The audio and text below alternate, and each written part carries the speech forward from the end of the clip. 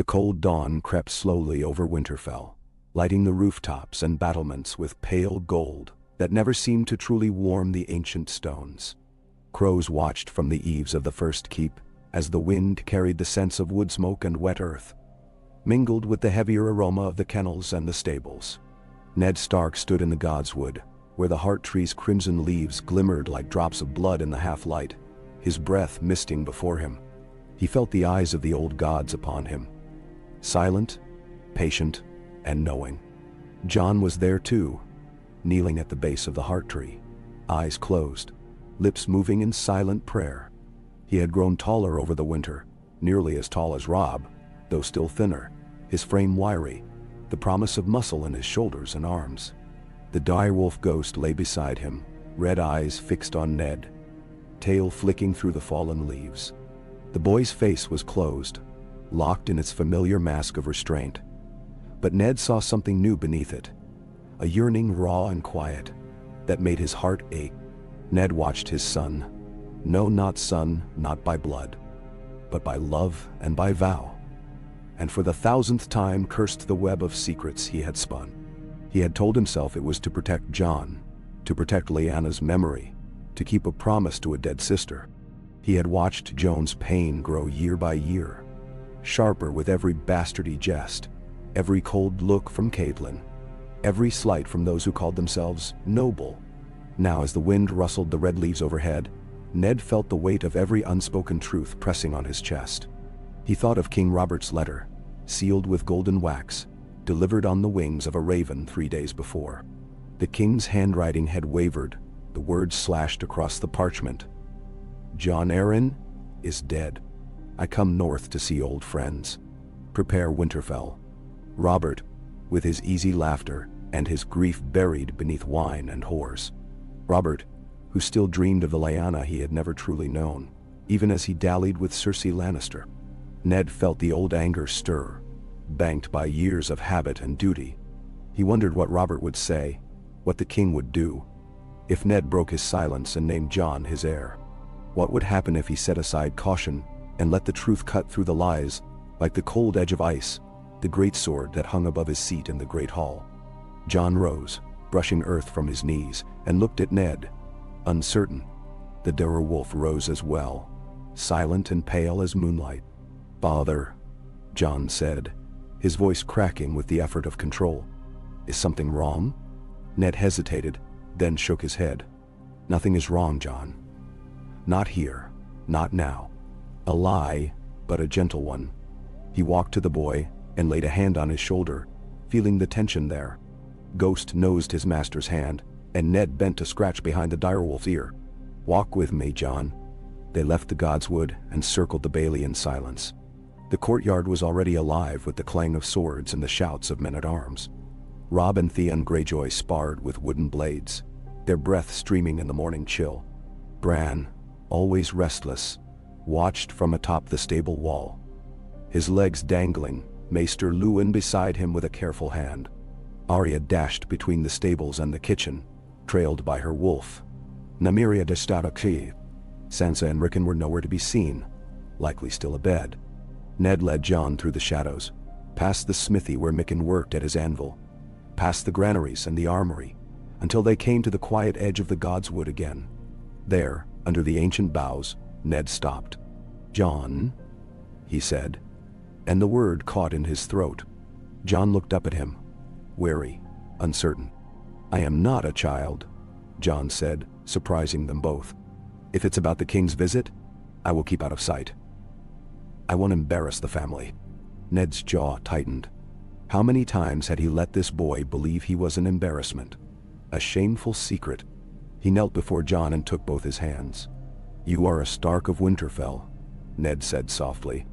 "Whatever the world may say, you are my blood, my son, in every way that matters. And there are truths I should have spoken long ago, before the world grew so dark." Jon's eyes widened, and for an instant, he looked like the small, lost child Ned had brought home from the Tower of Joy, wrapped in blood and sorrow.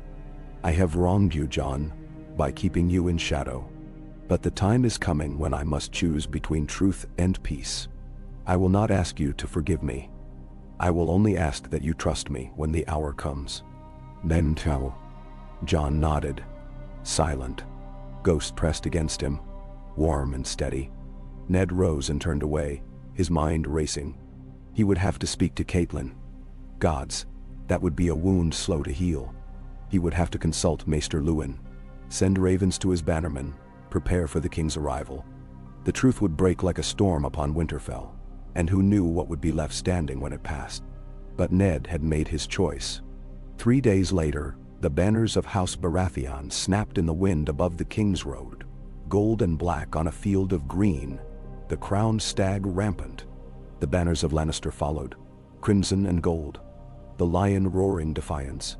The procession seemed endless. Knights in shining armor, household guards in gilded mail, 100 lords and ladies on horseback, merchants and camp followers and children with muddy faces staring wide-eyed at the high stone walls of Winterfell. The king rode at their head, broad-shouldered and heavy in his black and gold finery, his beard flecked with gray, eyes bloodshot from too much drink and too little sleep. Beside him rode Cersei Lannister, hair a shining gold veil, her face a mask of polite boredom, green eyes sharp as daggers. Behind her, the dwarf Tyrion Lannister rode a shaggy black pony, smiling at some private joke, while Jaime Lannister, tall and beautiful as a prince in a story, brought up the rear, golden armor blazing in the sunlight. Ned watched from the steps of the great hall, flanked by Cailin and their children. Jon stood to one side, dressed in black and gray, Ghost at his heel, head high. He looked every inch the Stark, from the set of his jaw to the quiet pride in his bearing. The bannermen gathered behind them, Roose Bolton's pale eyes and thin smile, the glowering mass of Great Jon Umber, the wry humor of Roderick Castle, the measured patience of Maester Luwin. The king's party halted in the yard. Robert swung down from his horse with a groan, his eyes sweeping the assembled Starks. He grinned, open and honest, and strode forward to clasp Ned in a bear's embrace. Gods, Ned, is it truly you? I hardly know you under all that fur. Ned smiled, warmth blooming through his chest despite the cold. And you, Robert, are fatter than I remembered. The laughter broke the tension, and the king moved to greet the children. Robb, the eldest, bowed deeply. Sansa curtsied, eyes shining with awe. Arya scowled, arms folded. Bran beamed, his wolf at his side. Catelyn smiled, but her eyes never left Jon. Robert paused before Jon, his face shifting. And who is this? Ned drew Jon forward, one hand on his shoulder. My son Jon. He rides at my right hand as befits a Stark of Winterfell. Cersei's lips tightened, the slightest flicker of distaste. Jaime's golden head tilted, watching with mild amusement. Tyrion's eyes glittered with curiosity. The king studied Jon, his expression unreadable. You've raised a fine brood, Ned. And this one, he's a Stark, true enough. Jon bowed his head, lips pressed tight. Your Grace. Robert ruffled his hair, clapping him on the shoulder. See? Polite too. Gods, I wish my own bastards had half your manners. Cersei snorted, and Jaime's smile grew. The formal greetings continued. The feast was called, and the guests ushered inside. Winterfell's great hall filled with the sense of roasted meat and spiced wine, the roar of 100 conversations, the laughter of old friends reunited and new alliances forged. Ned sat at Robert's right hand, Catelyn beside him. Jon sat at his left, a place of honor that did not go unnoticed. Sansa's eyes darted between her father and Jon, confusion and envy mingling on her face. Arya grinned, delighted to see her half-brother given pride of place. As the courses came and went, and the wine flowed, Robert grew louder and more affable, his hand slapping Ned's back every few minutes. Cersei drank little, her gaze fixed on Jon with cool calculation. Jaime flirted with every lady in reach, while Tyrion exchanged quiet jests with Bran and Arya. As the night deepened, Ned felt the weight of the coming storm pressing in on him. He rose, signaling silence, and the hall quieted. My lords, he said, voice steady. My friends and bannermen, honored guests. I have an announcement to make. He met Jon's eyes, saw the flicker of fear, the desperate hope. For years I have kept a secret, thinking it best for my family, for the peace of Winterfell. But secrets are like ice. They crack and shatter in time. I can no longer pretend that the truth is a shame to be hidden. He turned to Robert, whose eyes narrowed in confusion, and to Cersei, who sat very still. Jon is not only my son in love and duty, but my true heir. I name him as such before the gods and men, before king and kingdom. Should anything befall me, Jon Stark will sit as Lord of Winterfell and Warden of the North. The silence that followed was absolute, broken only by the crackle of the hearth. Robb's face turned ashen. Caitlyn's lips parted, her eyes bright with shock and outrage. Sansa gasped, hands fluttering to her chest. Arya whooped, only to be shushed by Maester Luwin. The bannermen murmured among themselves. Surprise and speculation spreading like wildfire. Cersei's face was a mask, but Jaime's eyes narrowed. Tyrion leaned forward, hungry for drama. Robert stared at Ned, mouth working soundlessly. Gods, Ned. Are you mad? The boy's he is my heir, Ned said, voice brooking no argument. By right of blood and of honor. The king fell silent. Cersei's gaze sharpened, searching Ned's face for weakness. Bolton stepped forward, his voice as soft and dangerous as a blade. And what of your true-born son, Lord Stark? What of Robb? Ned looked to Robb, whose face was frozen in confusion and pain. Robb is my son, and beloved as ever. But the law is clear. I have named Jon as my heir, and my word is law in the north. Meow. The uproar began, muted at first, then swelling to a thunder. Some bannermen shouted for Robb, others for Jon, some for the king's judgment. Robert slammed his goblet down, spilling wine across the table. Enough, he bellowed. The North is Ned's to rule as he will. If he says the boy is his heir, then by the gods, so be it. Ned bowed his head in gratitude, though his heart hammered with fear for what would come. Cersei rose, her green eyes blazing. Is the king to countenance such lawlessness? A bastard named above a true-born son? What will the realm think? What will your father say, Robert? The king scowled. My father's bones are dust, Cersei. And the realm can think what it likes. Ned Stark is my friend, and Winterfell is his. The hall broke into argument again, voices rising. Jon sat very still, his eyes wide, Ghost pressed close to his leg. Robb looked stricken, Sansa aghast, Arya triumphant. Ned felt the crack of old loyalties, the stirrings of new dangers. The Lannisters would not take this insult lightly. He saw the promise of war in Cersei's gaze, the simmering anger in Jaime's smile. Tyrion alone seemed amused, his gaze darting between Jon and Ned, as if savoring the taste of chaos.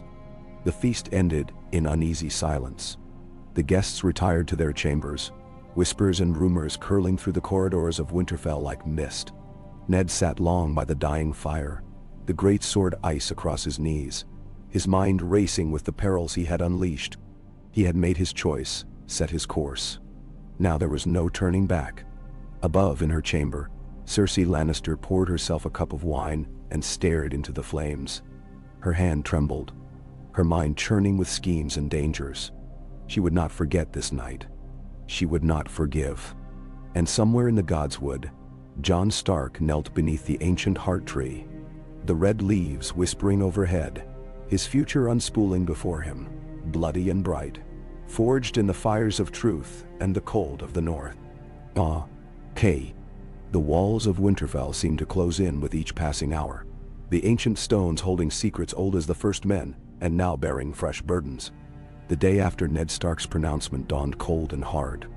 A late frost crusted the black earth of the training yard, and the sky hung heavy, flat, and gray, as if the gods themselves withheld their judgment. Inside, the great hall was nearly silent as the household broke their fast. Caitlyn Stark sat with her hands folded so tightly, her knuckles blanched white.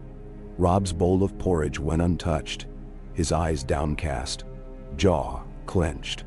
Bran watched them both, confusion and worry etched into the smooth planes of his young face, while Arya only stabbed at her eggs, impatience written in every sharp movement. Sansa's gaze flickered between her parents and Jon, searching for answers. Jon sat at the far end of the table, isolated yet exposed. Ghost had taken up his usual post by the hearth, but there was tension in the direwolf stillness. Jon kept his eyes on the bread in front of him, but every sense was tuned to the currents of the room. The scrape of spoons, the low voices of the servants, the way Caitlyn's gaze flickered to him. Accusing, wounded, but most of all afraid. Ned was the last to enter, his presence drawing all eyes. He looked as though he'd slept in his clothes, cloak askew, hair unruly. He moved slowly, weighed down by the choice he'd made. He sat at the head of the table, and for a moment, the only sound was the ticking of the old clock in the corner. Robb was the first to speak. "Father." His voice cracked, and he started again, squaring his shoulders. "Father, why?" Caitlyn exhaled sharply. "He has a right to ask, Eddard. As do I. As does all of Winterfell." Her words were crisp, but there was a tremor beneath them. Ned looked from Robb to Caitlyn, then down the table to Jon, who met his eyes, gray meeting gray. "There are truths I cannot speak, not even now. I have asked you to trust me before, and I must ask it again. What I have done for the good of this house, and the safety of us all." Sansa's eyes filled with tears. "But Robb is your son," she whispered. "Your true son." Jon pushed back his chair with sudden violence. "I didn't ask for this." His voice was rough as gravel. "I never wanted it. I never wanted to take anything from Robb, or any of you." He looked at Ned, searching his father's face for an answer that would not come. Then he turned and left, Ghost slinking after him, the dire wolf's eyes red in the shadows. Ned let him go, but his own heart twisted. It was never my wish to set brother against brother, but the North is changing. The realm is changing. We must be ready, all of us. Robb, you are still my son, my firstborn in truth and in law. But Jon Jones' claim is now set by my hand. You must find a way to live as brothers, or both will. You must find a way to live as brothers. Or both would. Robb's eyes burned, but he said nothing. He simply stood and left, footsteps echoing in the empty hall. Arya slipped away after him, a small shadow. Sansa was crying now, Caitlyn stone-faced and silent. Later, as the castle went about its business, milling servants, the clatter of the kitchens, the restless pacing of horses in the yard, Ned walked the ramparts. The chill in the air did nothing to clear his head. He found himself wishing, for perhaps the first time, for Maester Luwin's counsel, but the Maester had withdrawn to his solar, closeted with books and scrolls, no doubt seeking precedent or wisdom from a more ordered age. Instead, it was Robert who found him. The king had cast aside the trappings of court for a heavy woolen cloak and leather boots, looking more like the young man who'd ridden beside Ned in the war than the corpulent monarch of today. He clapped a heavy hand on Ned's shoulder, and for a moment the world seemed to right itself. "Gods, Ned, you always did pick the hard road." Robert's tone was half admiration, half exasperation. Ned smiled, though it didn't reach his eyes. "I have never known an easy one." The king sighed, his breath white in the cold air. "Cersei is fuming. I had to listen to her for half the night, plotting, cursing your name, spinning webs.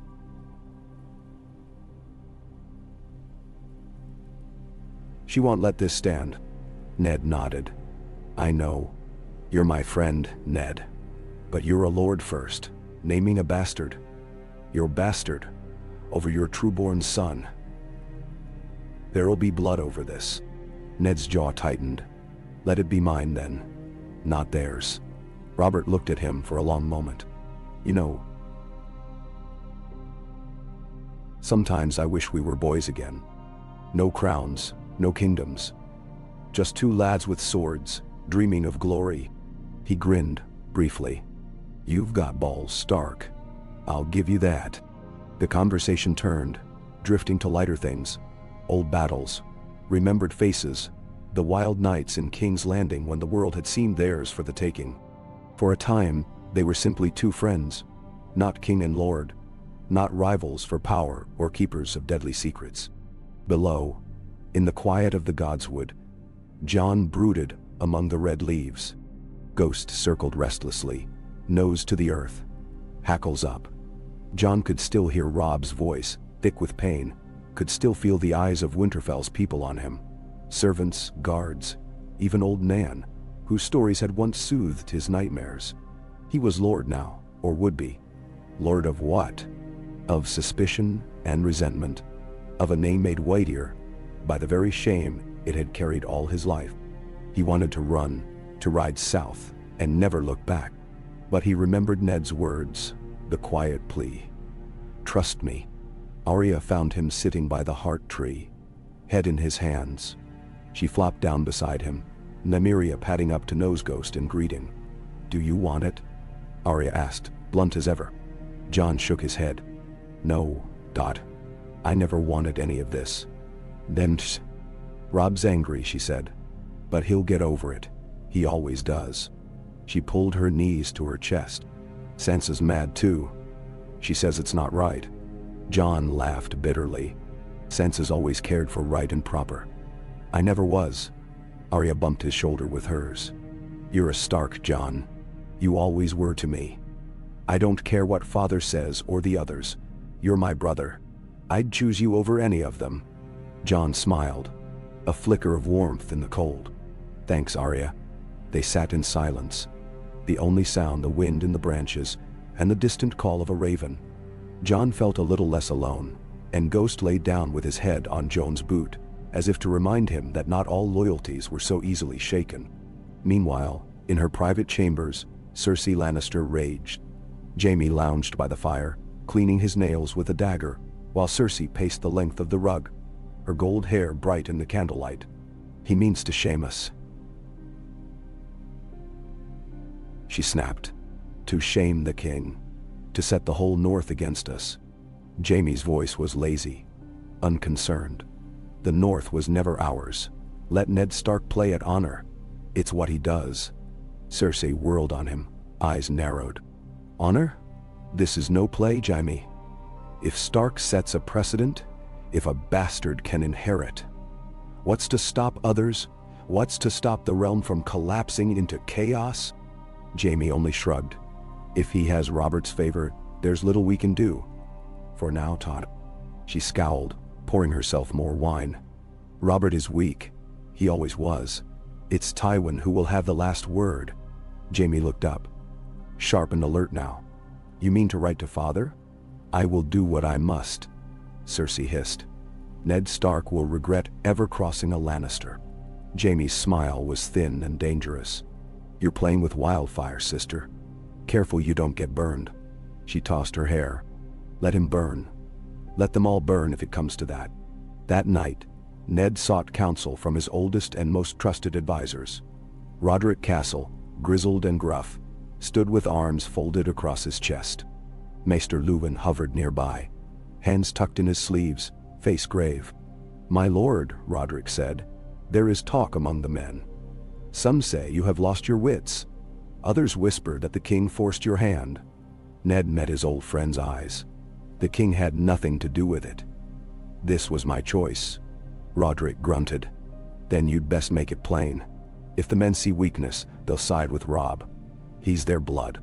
Maester Luwin cleared his throat. The law is ambiguous, my lord. In the north, a lord's word is iron. But in the eyes of the realm, Jon's claim will be contested at every turn. Have you considered what this means for your other children? For Lady Catelyn? And now, Ned's shoulders sagged. I have considered little else. He turned to the window, looking out into the night. But I cannot undo what is done. The Lannisters will move against us now. I must be ready. Roderick nodded. Winterfell stands with you, my lord. Whatever comes. Maester Luwin hesitated. You may have made Jon your heir, but you cannot erase Robb's blood. They must be reconciled, or there will be strife. Ned nodded, already feeling the first tremors of division. As the days passed, the news spread through Winterfell and beyond. Ravens flew from the rookery, bearing Ned's seal and his fateful words to every corner of the north. Some bannermen responded with cautious support, others with outright defiance. The great John Umber sent a simple message: Winterfell's word is law. The Manderleys pledged fealty, albeit with a warning that southern lords would not take kindly to the elevation of a bastard. Roose Bolton, ever inscrutable, sent no reply at all. Within the castle, the tensions simmered. Robb and Jon passed each other in the corridors with stilted nods, careful not to meet each other's eyes. Catelyn avoided Jon altogether, her silences heavy and accusatory. Sansa's smiles grew brittle, and Arya grew more rebellious, running wild through the woods with her direwolf. The king's retinue watched with growing interest. Varys, the master of whispers, would have delighted in the drama, and Ned wondered if the Lannister spies were already at work, twisting every word spoken in Winterfell's halls. On the fifth night, as the sun set in a blood-red haze, a rider approached at a gallop. The guards challenged him at the gate, and the message he carried was brought swiftly to Ned. He broke the wax with trembling hands, reading the words by candlelight. The sigil stamped in red was that of House Lannister, a golden lion rampant. Lord Stark, the insult you have delivered to my house will not be borne in silence. The Lannisters do not forget, nor do we forgive. By naming a bastard as your heir, you invite disorder, not only in the north but in all the realm. Cease this madness at once, or face the consequences. Lord Tywin Lannister. Ned folded the letter. Face unreadable. He handed it to Roderick, who read it with a grunt. He means war. Ned nodded. He does. What will you do? Ned set his jaw. What I must. Winter is coming. Bans. Jon found himself drawn into meetings, consulted on matters of defense and law. Sir Roderick took him to the yard, testing his skill with sword and spear, offering praise where it was due, correction where it was needed. The men watched, some with respect, some with thinly veiled contempt. One night, as Jon lingered by the kennels, Robb found him. They stood in awkward silence, the air heavy with things unspoken. At last, Robb spoke, his voice thick. I always thought we'd be brothers, not rivals. Jon's throat ached. We can still be brothers. Robb shook his head. Not if the lords make us choose. They want you, or they want me. There can't be two heirs. Jon closed his eyes. If you want it, Robb, I'll... No, Robb said, voice fierce. Father chose you. I don't know why, but he did. I'll not fight you, Jon. Not unless you make me. Then thou. They stood in silence, two boys on the edge of manhood, the future yawning before them. The tension in Winterfell was only matched by the growing anxiety in King Robert's camp. Cersei grew more restless by the day, her tempers as sharp as her tongue. She was careful with Ned, icy but polite. But in the privacy of her chambers, she plotted ceaselessly. Her brother Jaime grew more protective, his golden armor a warning. One morning, as the king and Ned walked the walls, Robert pulled Ned aside. She's written to her father.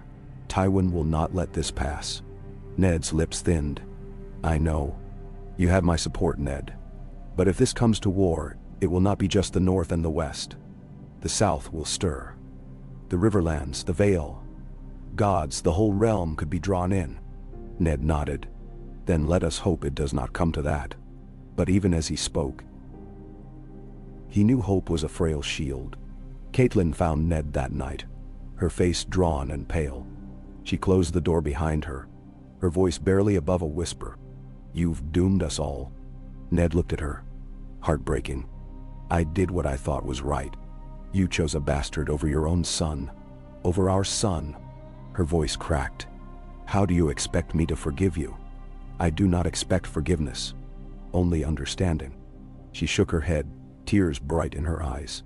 You don't understand. You never did. He reached for her, but she pulled away. We are lost, Eddard. All of us.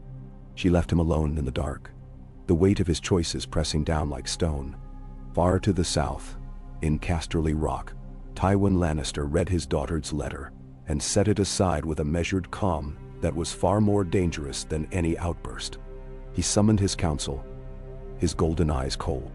Winterfell must be made an example.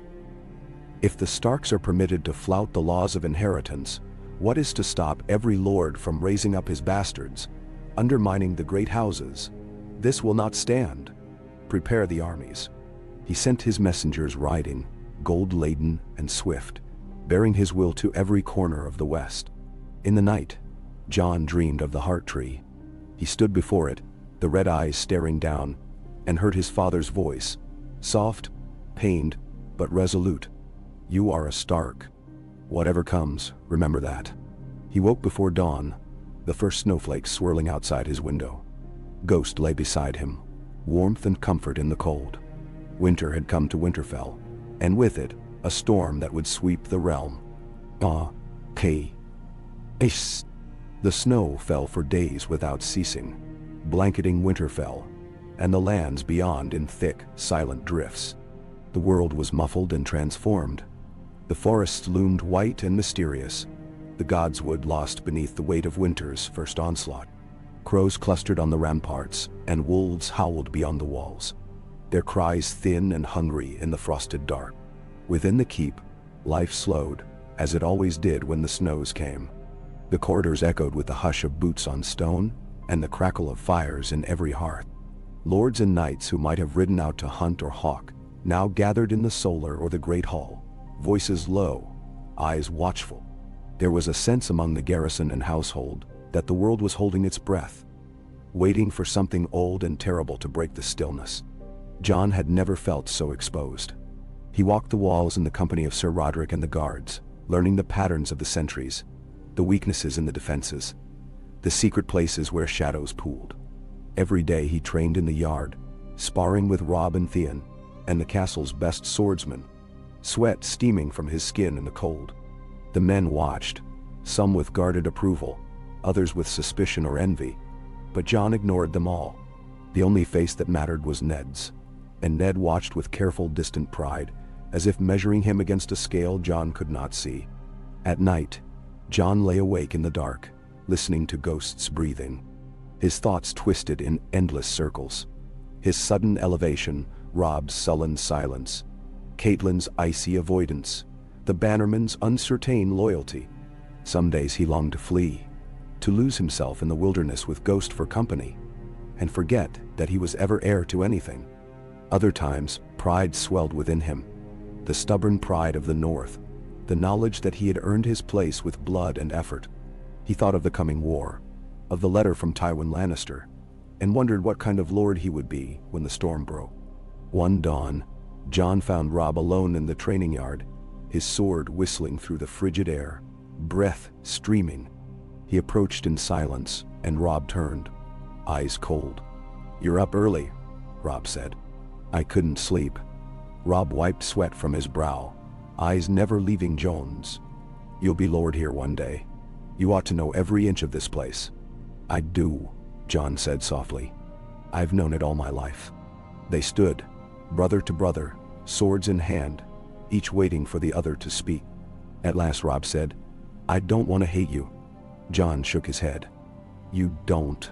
"I don't," Robb said again, softer. "I'm angry, that's all.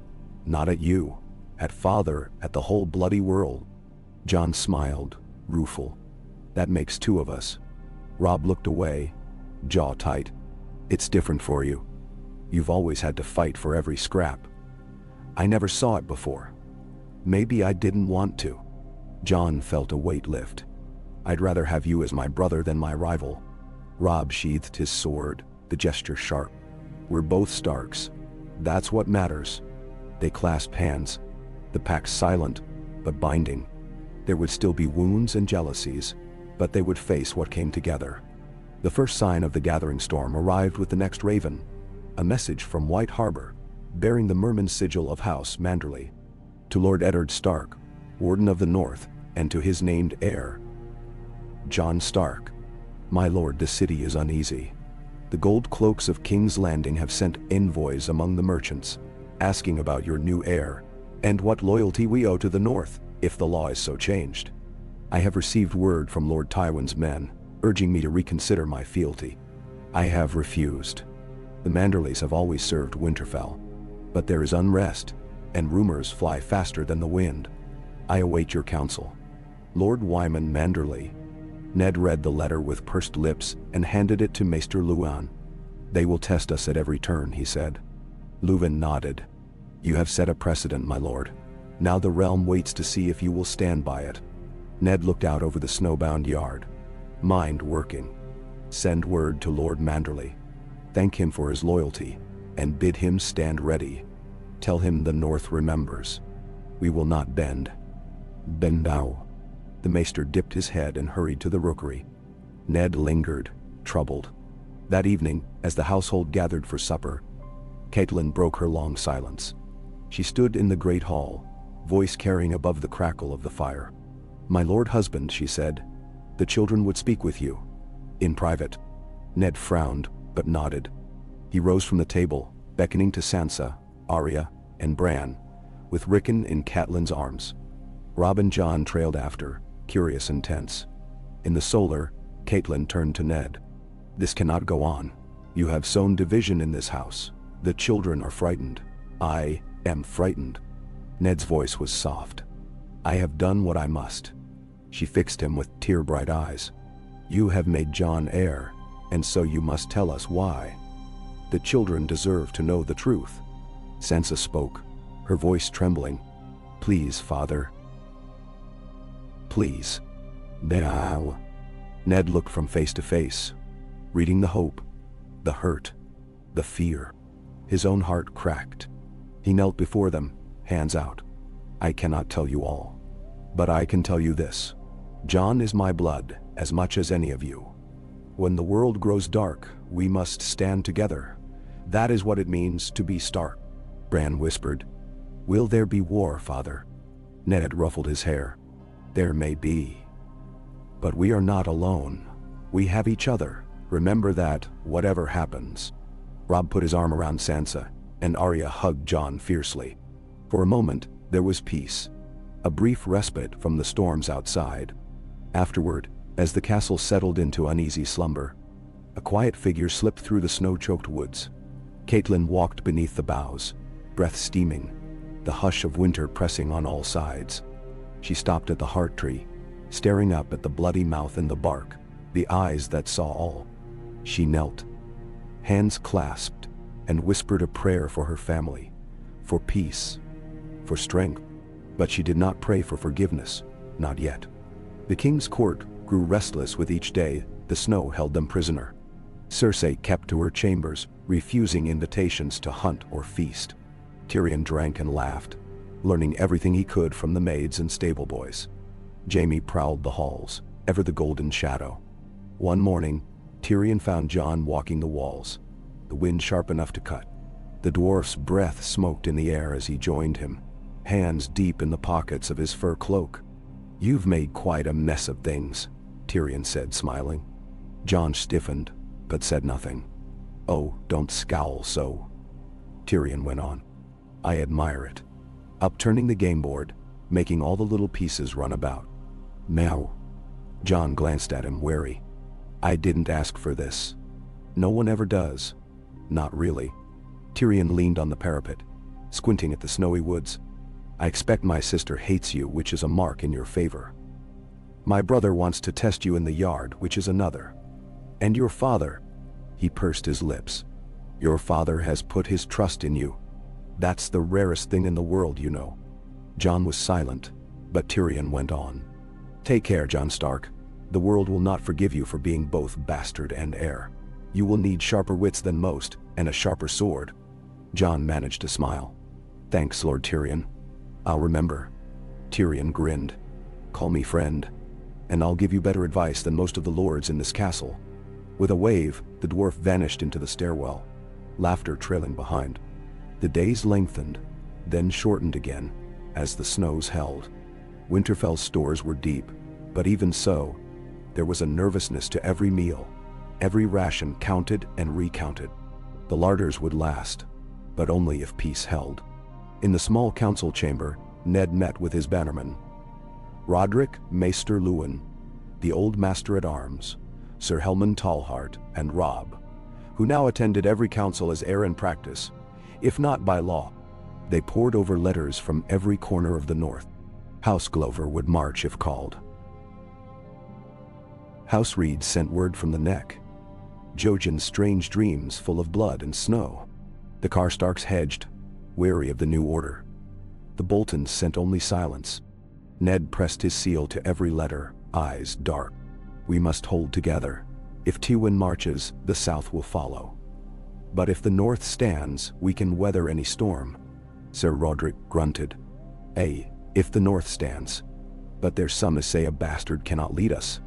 Some as say, Robb is the true heir. Then, Ned looked at Robb, saw the conflict in his son's eyes. What say you, Robb? Robb drew himself up. We stand with Winterfell. We stand with my brother. There was a pause, and then Helman Tallheart nodded. Well said, lad. Luwin nodded as well, making a note on his parchment. It will help my lord if Jon is seen to act as your right hand. Let him ride out to the villages, see the small folk, judge disputes. Let them see the face of the new order. Ned agreed.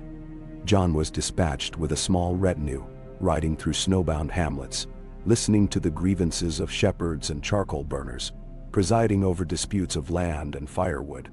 He rode with Robb beside him, Ghost at his side, and the sight of the two sons of Stark riding together went far to calm troubled hearts. At night, in smoky inns and frozen barns, Jon listened to the stories of his people. Tales of hunger, of wolves, of the distant threat of Lannister swords. He answered as best he could, with fairness and patience, and won a measure of loyalty he never expected. One evening, an old man with a beard white as snow pressed Jon's hand in both of his. We'll stand for you, lad. For you and your brother both. That's what a Stark would want. Jon felt something inside him settle, a root finding its soil. The peace was not to last. The first sign of trouble came from the south. A band of Lannister outriders spotted on the road to Moat Cailin, burning farmsteads as they went. Ned dispatched riders to shadow them, to harry and delay. The Boltons sent a force to block the causeway, their banners flying high. Rumors came with every trader, every sellsword on the roads. Tywin Lannister had raised his banners at Casterly Rock. The Riverland stood uneasy.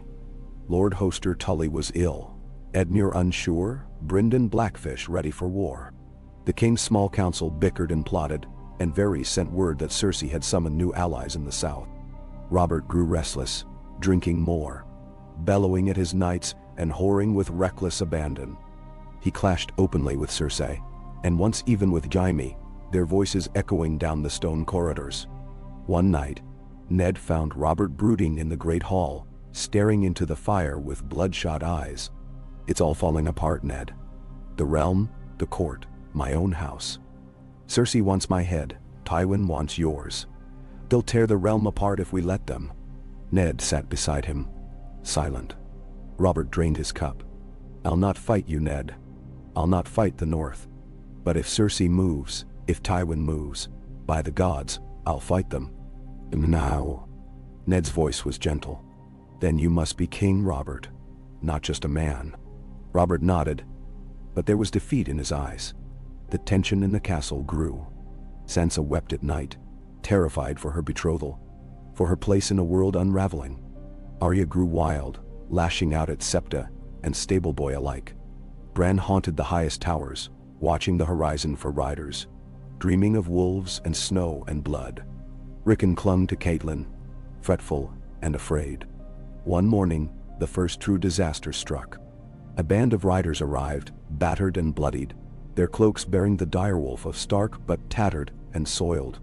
My lord, their captain gasped, kneeling before Ned. There was an attack, south of the Neck. Lannister men. They struck at dusk, set fire to the villages, killed all they found. Ned's face hardened. How many? Dozens. More wounded. They took women and children as spoils. The Boltons chased them south, but they were too quick. Jon's fists clenched. Robb's face was stone. Ned turned to Roderick and Tallheart. Ready the men, double the watch on every gate. No one rides the southern roads without my leave. He turned to Jon and Robb. You ride with me. The march south was slow. the snow deep and treacherous. The northern host numbered 2,000, stark men, bolstered by tall hearts, glovers, a scattering of reeds and mandrels. The banners flapped in the bitter wind, direwolf and merman and pine tree and bear. Jon rode at Ned's side, Robb just behind. They found the smoking ruins of the village after 2 days' ride. The scent of burned flesh thick in the air, the snow stained pink. Ned walked among the bodies, his face carved from stone. He knelt beside a woman, her hands frozen around the corpse of a child. Jon felt sick. Robb spat. Lannisters did this. Ned's jaw worked. We bury our dead, then we hunt. The men worked through the night, digging graves with numb fingers, singing the old songs as they laid their kin to rest. Jon helped, wordless, moving earth with a borrowed spade. Robb worked beside him, eyes bright with anger. When the last grave was filled, Ned summoned the leaders. "This will not stand," he said. "Send word to every house. The North is at war. We ride for Moat Cailin at dawn." Jon felt the shift then, as if the land itself had taken a breath and decided at last to move. The campaign was swift and brutal. The Lannister outriders were harried, ambushed, driven south.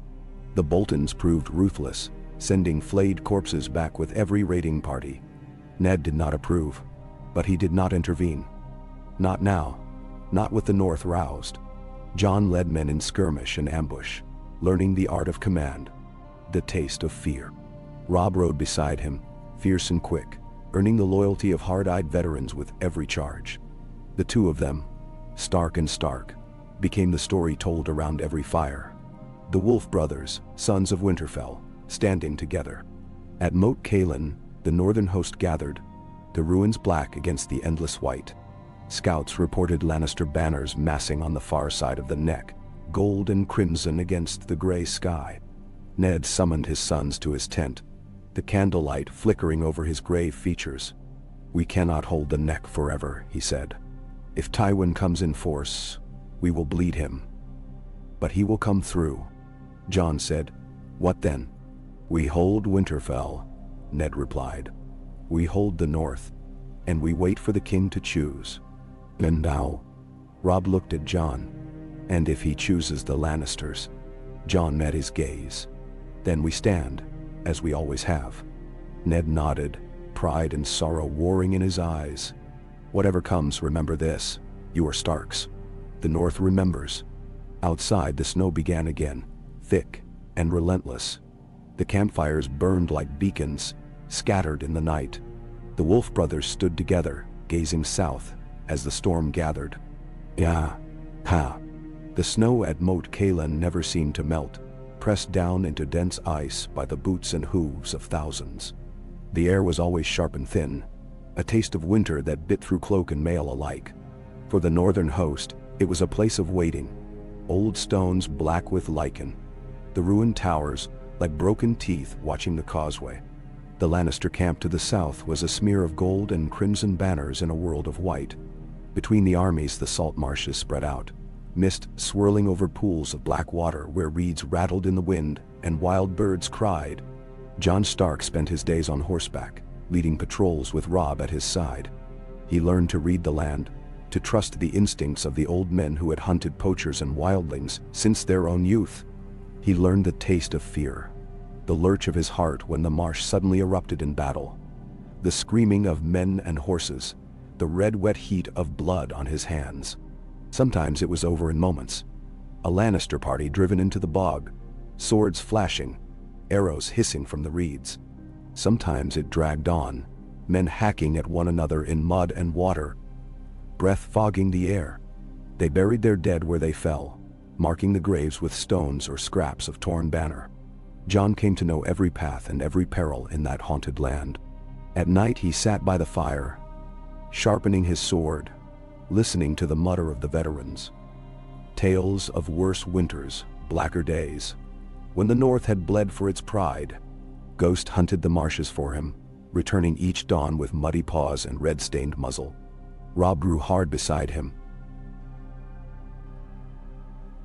shoulders squared, laughter rare. There were moments when they spoke as brothers again, memories of the yard at Winterfell, the day Arya loosed a snake in Sansa's bed, or Bran's first climb of the old keep. But such moments grew scarce, worn thin by the weight of duty. Robb bore it grimly, never complaining, never faltering. Jon saw the way the men watched him, the way even the oldest bent their heads when Robb spoke. He wondered sometimes if he had stolen something that was never meant to be his. On the third week, a raven brought word from White Harbor. Lord Wyman Manderley had turned back a Lannister galley at sea, refusing them the shelter of port. The Lannisters had left a trail of bodies behind, merchants and sailors strung up on the quays, a warning written in blood. "No one is safe now, my lord," Manderley's letter ended. "They want your head, and the head of your chosen heir. Be wary." Ned called council in the ruined keep, where cold seeped up from the stones and candlelight guttered in the wind. Around him sat his bannermen, grizzled Roderick Castle, solemn Maester Luwin, the tall Harts and Glovers, and old Lormont, who had ridden from Bear Island at the first call of war. Jon and Robb stood together, silent and attentive, their faces lean and hard from days in the field. Ned read the letter aloud and then set it down, his fingers drumming the table. "Tywin Lannister wants to break us here," he said. "He wants us to fight him on his ground, with his gold." "The Lannisters never crossed the neck," grumbled Lord Mormont. "Not in 1,000 years." "They do now," Ned replied. "We are not fighting old wars. The rules are changed." Roderick spat into the fire. "Let them come. The causeway will eat them alive." Maester Luwin shook his head. "If Tywin means to make an example, he will pay any price. The realm is watching.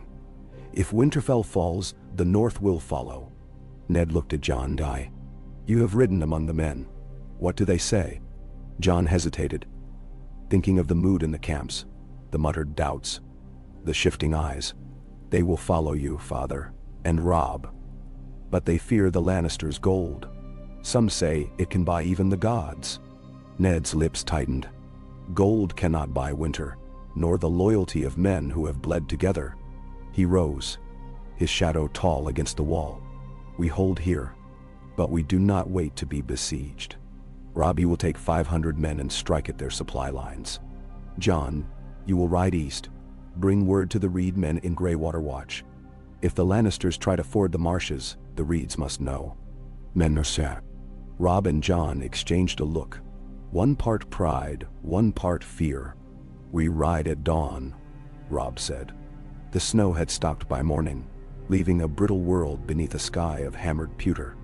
Jon saddled his horse in silence, buckling his sword belt and slinging his cloak over his shoulders. Ghost paced beside him, restless. Maester Luwin came with a sealed letter for Lord Reed, and a pouch of silver stags. "For bribes or safe passage," he said quietly. "Take care, Jon. The marshes swallow careless men." Robb was already in the yard, his men assembled and grim. He pulled Jon aside before they parted, voice low and urgent.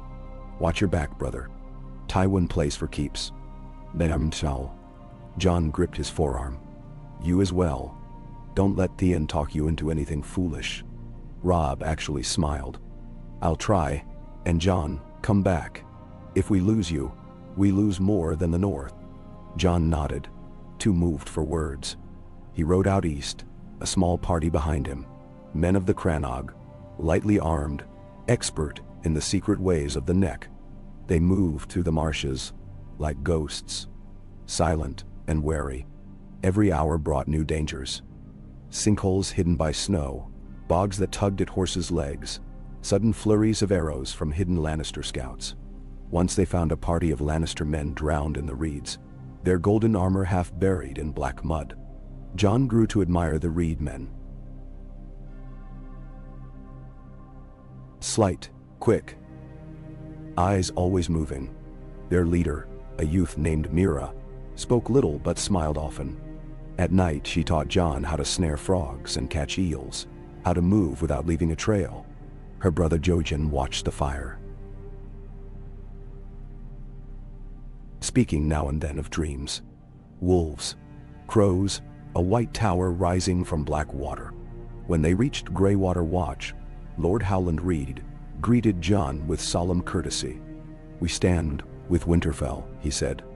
We always have. Jon delivered his father's letter and told of the Lannister threat. Reed's face grew grave. The marshes are ours. No golden lion walks here unless I will it. But Tywin is clever. He may try to bribe my men, or slip through by night. Jon shook his head. The North remembers, my lord. If the Lannisters come, we make them bleed. Reed nodded. So we shall. You will ride back with my blessing. Take care. The world is changing. The old powers stir in these bogs. Sometimes I dream of dead kings, and wolves with men's eyes. Ben? Jon felt the hair rise on his neck. What do you see for the Starks? Reed smiled, sad and wise. Only what must be. Winter and blood, and a child of ice and fire standing alone in the snow. Jon did not know what to make of that.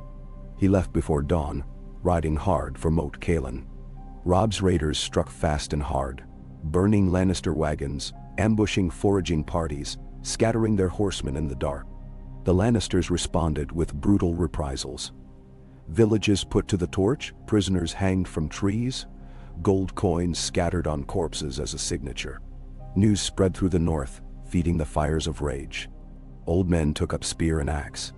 Women melted kitchen knives into arrowheads. Even the youngest, the crippled and weak, found ways to resist. The North had been hurt before, but never so openly, never with such contempt. In Winterfell, Catelyn kept the household together by sheer will. She managed the supplies, comforted the frightened children, and wrote letters to every bannerman, not yet at Moat Cailin. Sansa took to prayer, Arya to swordplay, Bran to climbing the empty towers. Rickon grew wild, his wolf Shaggy Dog haunting the halls. The king's court was uneasy. Robert brooded, drinking himself into stupors, his counselors divided. Varys counseled caution, Littlefinger intrigue. Cersei was rarely seen, but her shadow fell long across the keep. Jaime rode the walls at night, armor bright in the moonlight, gold hair flashing. The court gossiped of plots and poison, of the king's waning power and the queen's ambition. It was Varys who first brought word of Tywin's plan. He appeared in Ned's tent at Moat Cailin, silent as a shadow, his hands folded in his sleeves. "My lord," he said softly, "Tywin has sent envoys to the Vale and the Riverlands. He means to cut off your allies before you can call them. Lord Arryn is dead, his lady suspicious of both Lannister and Stark. Lord Hoster Tully is ill, and Edmure is untested." Ned's face was hard. "And Robert, the king is torn. He cannot openly defy you, nor can he anger his queen. He will do nothing, which is all Tywin requires." Jon, who sat beside Ned, asked, "What can we do?" Varys spread his hands. "Hold the north, lead Tywin, make him pay dearly for every mile, and hope the realm wearies of war before Winterfell falls." Ned nodded. "We will do more than hope." Tywin Lannister came at last, the sun shining cold on his banners. 3,000 men riding with him, their armor bright and untested by the marshes. They struck at dusk, crossing the causeway with fire and sword. The Reed men sprang the traps, the marshes boiling with hidden foes. Spears rose from black water, arrows cut down horses. Men vanished beneath the bogs, sucked down by mud and ice. Jon fought in the heart of it, his sword flashing, Ghost beside him, a white fury. Robb was never far, rallying the men, his voice cutting through the chaos. They held the causeway, step by bloody step, until Tywin's men faltered, then broke, leaving the marshes strewn with dead. It was not a rout. Tywin was too canny for that. He withdrew, regrouped, probed the flanks, tried new avenues. Day by day the marshes devoured him, his losses mounting, his patience thinning. One night, a party of Lannister knights tried to slip through the eastern bogs, seeking to flank the Stark lines. Jon led the counterattack, catching them in a circle of fire. The fight was brutal, close, axes and knives gleaming in the torchlight. At the end, Jon stood panting over the last of them, his hands red, his cloak torn. He looked up to see Robb beside him, grim and bloody. "You did well," Robb said. "They'll not try that again." Jon only nodded, too weary for words. As the weeks dragged on, The strain told on everyone. Food grew scarce, tempers short. The Lannisters redoubled their efforts, burning more villages, sending their sellswords deep into the north. Rumors abounded that Tywin had sworn to pay 100 dragons for Jon Stark's head, that Cersei had poisoned the king and ruled in his stead, that the Boltons would betray Winterfell at the first sign of weakness. Ned called his sons to him often, speaking less as a lord and more as a father. He spoke of the old ways, of loyalty and sacrifice, of the bonds that bound the North together. He saw in Robb and Jon a hope he dared not name, a unity that might outlast the storm, if only it could survive its coming. In the end, it was not battle that broke the deadlock but hunger. The Lannister army, bled and battered, could not live off the land. Tywin sent envoys to parley, offering terms: withdrawal, a hostage, peace for a season. Ned refused. "You spilled northern blood," he told the Lannister herald. "You will pay in kind." The fighting grew desperate, then faded. Tywin withdrew south, harried every step, leaving a trail of burning villages and empty promises. Jon and Robb rode among their men, the cheers thin but genuine. The North had held. The banners of Stark still flew over Moat Cailin, tattered but proud. Winterfell welcomed them home with open gates, the castle bright with torchlight, the people shouting their names. Ned rode at the head, Robb and Jon beside him. Catelyn met them in the yard, tears on her cheeks. Sansa wept. Arya hugged them both. Bran clung to Robb's leg, Rickon shouted and cheered. For a little while, all was well. The realm was in turmoil, the war not truly over. But the North had survived its trial by fire. The sons of Stark had stood together, and the line held. In his solar that night, Ned sat beside the fire, Jon and Robb with him. The greatsword ice lay across his knees. "We won a battle," Ned said, "but not the war. Tywin will come again. So might others. The world is changing." Robb nodded, tired but unbowed. "We'll be ready." Jon looked into the flames. "The North remembers." Ned smiled at that, a rare thing, and set his hand on both their shoulders. "So it does, and so must we."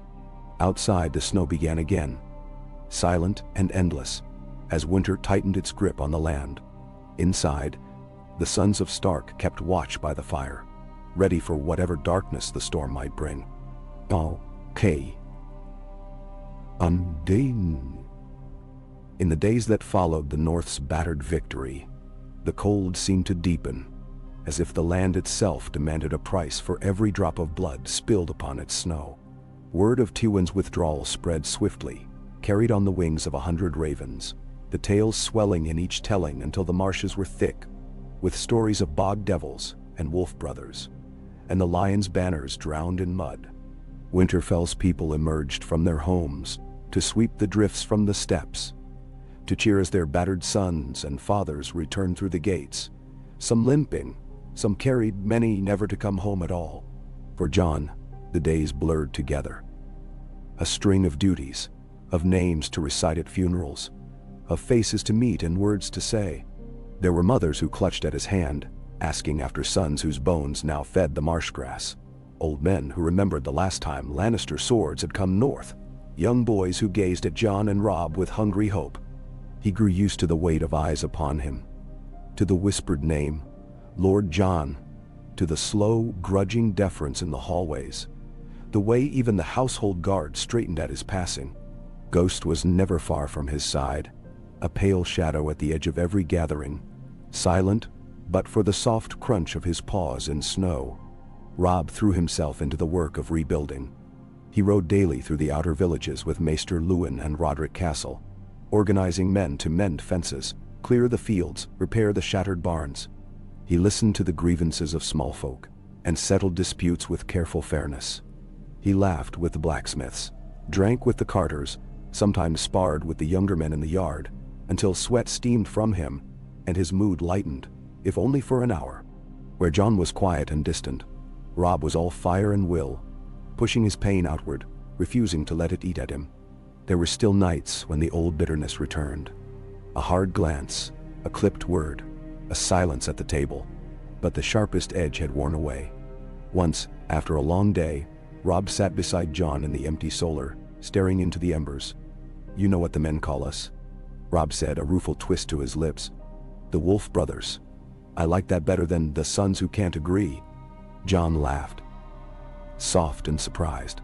"We Starks. We never agree." "Not for long." Robb grinned, and in that moment, Jon saw his brother as he'd always been. A boy with a wild laugh and a reckless heart. Not a rival, not a threat. The Lannister defeat did not pass unpunished in the south. Casterly Rock boiled with rumors. Word reached them of Tywin's rages, of gold spent on fresh mercenaries, of bannermen summoned with threats and promises. Cersei's letters became more frequent, more insistent, their tone brittle with urgency and menace. She pressed Robert for action in the capital, and when he refused, too weary, too proud, too lost in wine, she turned to other means. Littlefinger arrived at Winterfell one gray dawn, his cloak spotted with melted frost, a half-smile flickering across his lips. He brought a party of men-at-arms, all in Lannister red, and a letter sealed in the Queen's own hand. He asked for an audience at once, and Ned received him in the Great Hall, Robb and Jon flanking him, Roderick and Luwin close by. "Lord Stark," Littlefinger said, bowing with easy grace, "the capital grieves for the bloodshed here. Her Grace, the Queen, bids me bring terms of peace." Ned did not rise. "We do not make peace with those who burn our villages and slaughter our people." Littlefinger shrugged. "Wars end in talk, not swords. The Queen regrets the excesses of her father's men. She wishes only to restore order, to see the realm united." "And what does she offer?" Ned asked.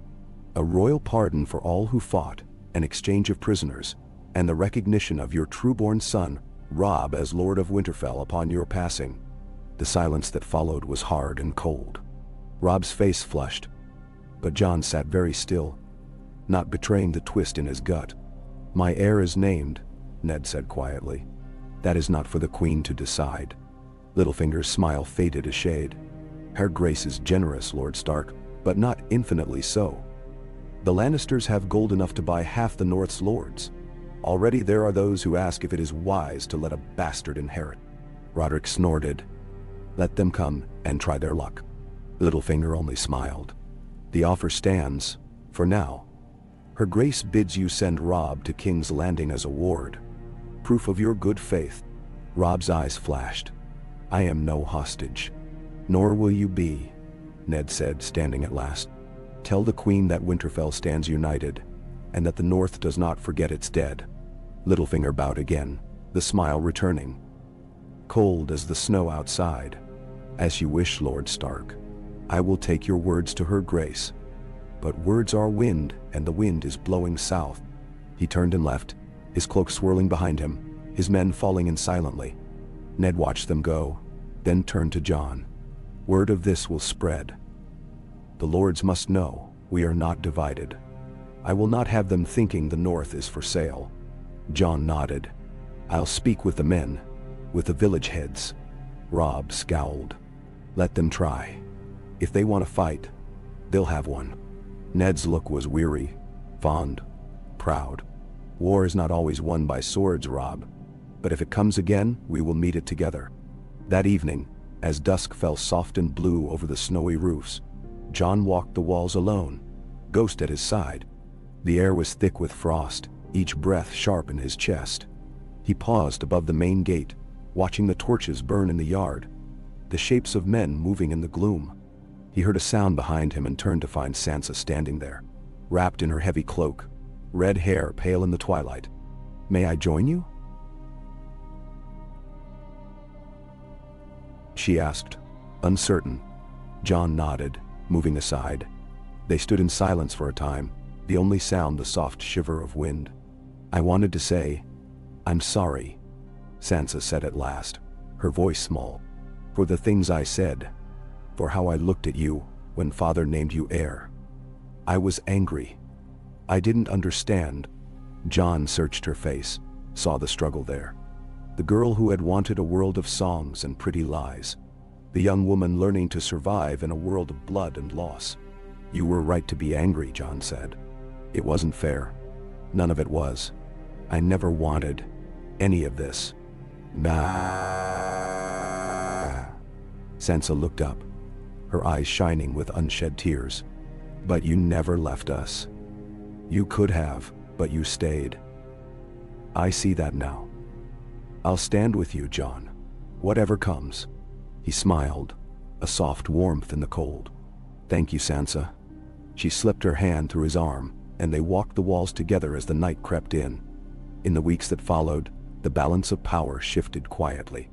Ned held council almost daily, inviting not just his bannermen, but the heads of lesser houses, the older village chieftains, even the priests and septons who served the scattered gods. He listened more than he spoke, weighing every voice, seeking the path that would hold the North together. Jon and Robb sat at his side, learning by example. Jon found himself speaking more, offering solutions, resolving feuds. Robb pushed for action, better fortifications, new alliances, patrols sent farther south. The two of them became a kind of double shadow at Ned's back, different but united. One morning, news arrived from the Wall. Lord Commander Jorah Mormont sent word of strange sightings. Dead things walking, wildlings fleeing south, a darkness growing beyond the ice. Ned read the letter in silence, then handed it to Jon. You once dreamed of the Night's Watch? Ned said softly. Now the Watch may need us more than ever. Jon felt the old longing stir, the sense of something vast and ancient moving at the edge of the world. I could go, Father. Take men, see what is true. Ned shook his head. Not yet. The North needs you here. But we will send help. Rangers, supplies. If the wall falls, the world will change. Then see. The turning point came late in the season, with a second letter from Tywin Lannister. Not an ultimatum this time, but an invitation. A great council was to be called at Harrenhal, for all the great houses of Westeros. Let us end this war before it consumes us all, Tywin wrote. Let every claim be set forth, every grievance heard. Let the realm decide what is law, and what is treason. The news sent ripples through the North. Some urged caution, others called it a trap. Robb wanted to march with an army. Jon counseled patience. Ned listened to both, then sent ravens to every corner of his domain. The Starks would ride to Harrenhal, under the direwolf, and with heads held high. Preparation was a storm of activity. Robb oversaw the assembly of their retinue, the mustering of guards, the packing of provisions. Sansa and Arya stitched new banners. Bran made lists of the horses and wagons. Jon met with each of the lords in turn. Quiet words exchanged, loyalty tested and renewed. Catelyn moved through it all, never idle, the silent anchor of her family. When at last the day came, Winterfell's gates opened for the largest procession in a generation. Ned led the way, ice across his back, Catelyn at his side, Robb and Jon behind. Their household guard rode in tight formation, banners streaming in the wind. Sansa and Arya watched from the walls, Bran beside them, Rickon waving until they vanished into the white distance. The journey was slow, the roads icy and treacherous. Villages along the way turned out to cheer or to gawk, wordless and anxious. At the neck, Howland Reed joined them with his green-clad crannogmen. At the crossing of the Green Fork, the Manderleys appeared, Fat Lord Wyman leading a double column of heavy riders. In the rolling woods of the Riverlands, they were met by envoys from House Tully, Sir Brynden Blackfish, grim and silent, and a handful of Edmure's knights. At last, Harrenhal rose from the mist. The ruins vast and black, towers melted by dragonfire, walls crumbling but still mighty. Lannister banners flew from the highest battlements, but the direwolf of Stark and the silver trout of Tully joined them before the first council convened. Within the great hall, beneath the cold stare of burned stone kings, the lords of Westeros assembled. Tywin Lannister sat enthroned, his face a mask of gold and iron. Cersei stood beside him, green eyes sharp as broken glass. Robert Baratheon was there, older and heavier, crown askew, his face flushed with drink and anger. Around them sat the lords of Vale, Riverlands, Stormlands, Reach, Dorne. 100 banners, 1,000 ambitions. Ned entered at the head of his house, Rob and John flanking him, Cailin just behind.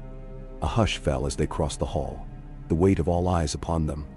John felt the old dread. Bastard, pretender, usurper. But he kept his head high, meeting every stare. Tywin's voice echoed in the vast chamber. Let all claims be set forth. Let the lords judge. What followed was days of wrangling, of bitter speeches, of accusations and old wounds reopened. The Lannisters demanded Robb's claim be recognized, that Jon be set aside. The Tullys argued for peace, the Arryns for caution, the Baratheons for strength. The lesser houses watched, silent and waiting, their futures bound to the choices of giants. Ned spoke last, voice steady, words chosen with care. The North is united. I have named Jon Stark, my heir. He is a son of Winterfell, of my blood, raised by my hand. I ask not for your leave, nor your blessing. Only that you remember, the North is not a province to be bartered. We will not bow to threats, nor forget our dead. Nan Xiao. Robb spoke too. Short and fierce. I serve my brother. The direwolf stands together or not at all. Jon's own words were few, but they rang in the hall. I did not seek this burden, but I will bear it for the sake of the North, and for those who have no voice here. My name is Stark. Let any man who doubts it look to the marshes, to the ashes of his banners.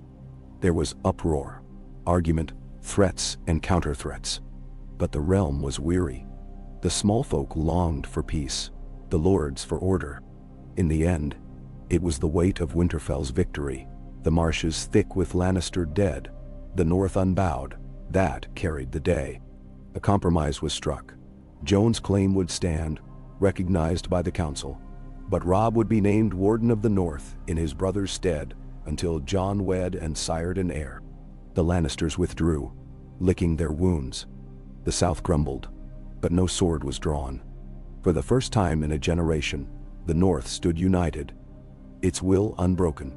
When the Starks rode from Harrenhal, banners streaming, the crows circled high above, and the snow fell thick and silent, cloaking the land in white.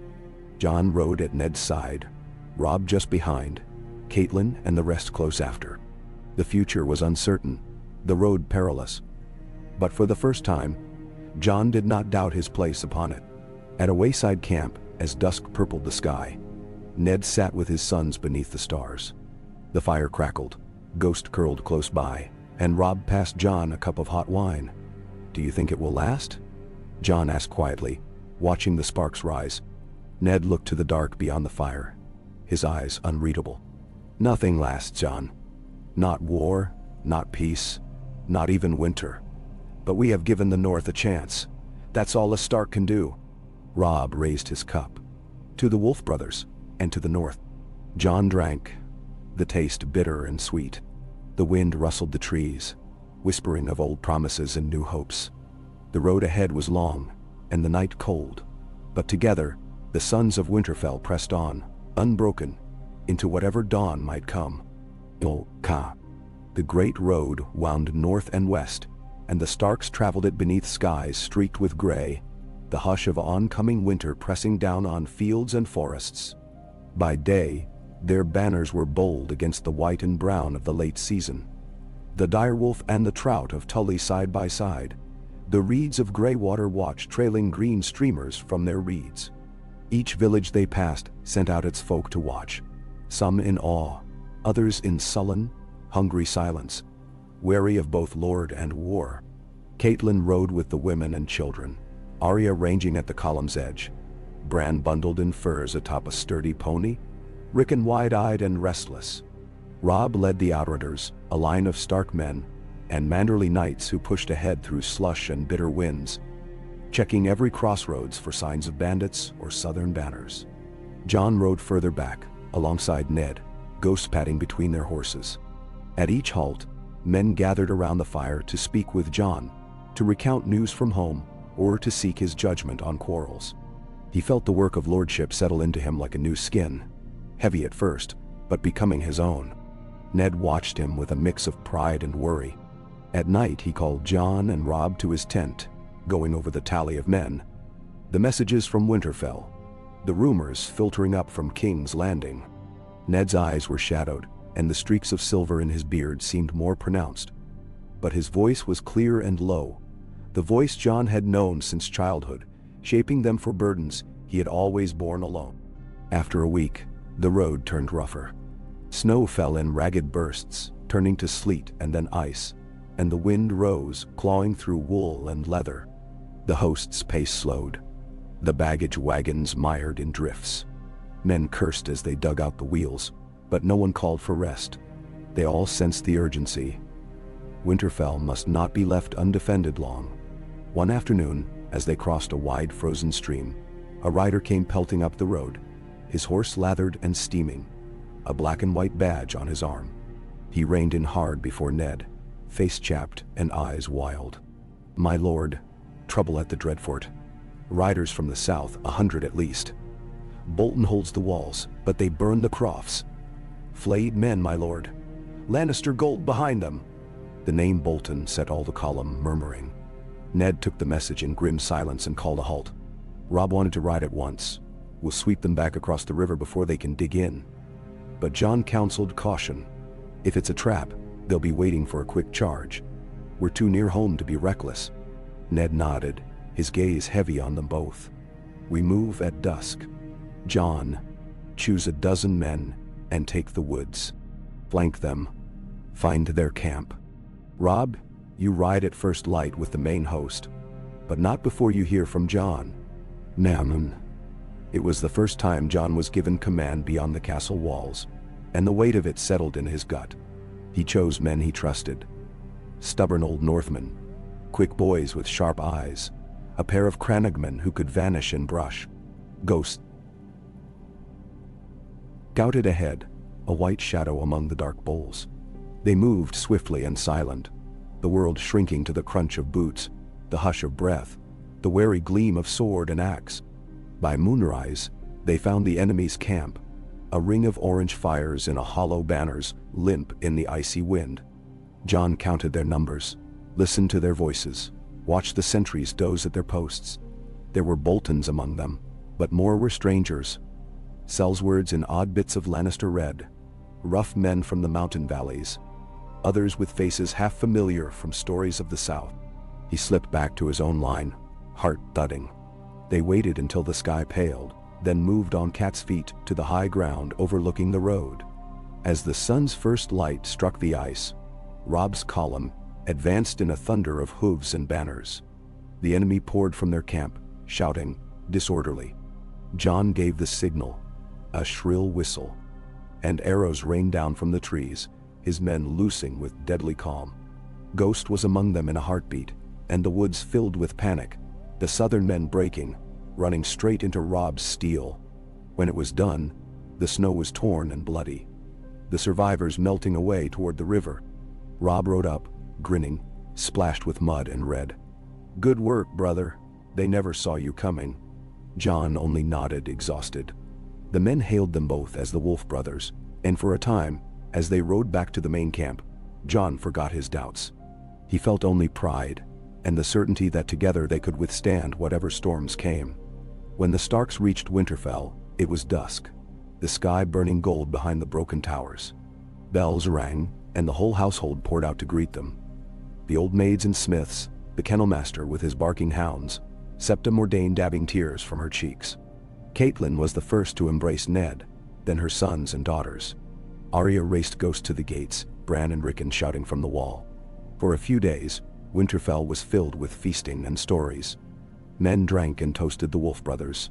Songs were sung in every corner, and even the youngest child understood that the North had faced the lions and had not bowed. Jon sat with Robb at the high table. Ghost sprawled at his feet, his heart light for the first time in many moons. But the peace was not to last. The snows deepened, and the days grew short. Ravens brought word of unrest from the west. The Ironborn raiding the coast, the Lannisters regrouping in the Riverlands, wildlings pressing at the wall. Ned's council met daily, plotting defense and trade. listening to tales of hardship from every village. One dawn, as the world lay muffled in snow, Ned called John and Rob to the solar. He was alone, the hearth burning low, maps and scrolls scattered on the table. "The world is changing," Ned began. "We have one peace for now, but there is danger at every border. We must be strong. Stronger than ever, the North must speak with one voice." Rob set his jaw. "We will, Father. We'll stand together." John met Ned's eyes. "Whatever comes, I am ready." Ned nodded, a deep sadness in his gaze. "You have both grown. More than I hoped, more than I wished. You are brothers, and I am proud. But the world beyond these walls will test you, in ways I cannot shield you from." Then he drew a sealed letter from the table and handed it to John. A message from the wall. "Lord Commander Mormont requests aid. Rangers, supplies, new men. There is talk of things in the woods, of dead men walking, wildlings fleeing south." Rob frowned. "The wall is always in need. There are too few men to hold it." Ned shook his head. "Not like this." I have never heard such fear in the old bear's words. John felt the old longing stir, the call of the Black Brothers and the cold, dark woods. "I could go, Father. Lead a party north." "Not alone," Ned said. "You take the best men we can spare, and your brother beside you. You will go together as Stark and Stark, not Lord and Heir." Rob smiled at that, sudden and bright. "The Wolf brothers, riding north, will come back with stories to shame even old Nan." Ned's eyes were grave. "Do not chase glory.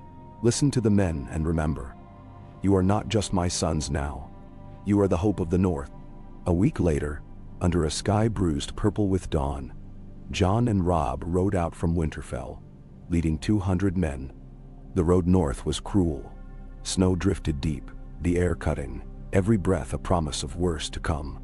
Still, the company rode swift and light, following the King's Road through fields white and desolate, past broken villages, through the woods where wolves watched with wary golden eyes. At the wall, they found the Brothers of the Night's Watch grim and thin, faces hollow, eyes haunted. Lord Commander Mormont greeted them with a grip hard as iron, his raven flapping on his shoulder. He spoke of rangers lost beyond the wall, of tracks that vanished in snow, of wildlings fleeing something older and crueler than winter. "The dead walk," Mormont said in a voice as rough as gravel. "We have found their bodies, and sometimes the bodies walk away again." Rob scoffed, but John listened. The memory of old stories, of white shadows in the woods, gnawed at him. They rode out with a party of rangers, black cloaks vanishing into the trees. The world was different here, silent, brittle, haunted.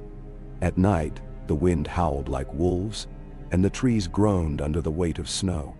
Ghost grew restless, hackles up, and even Rob grew quieter, eyes watchful. On the third day, they found the ruins of a wildling camp, tents torn, blood frozen on the ground, no bodies. John knelt beside the fire pit, sifting the ashes. They ran, or were taken.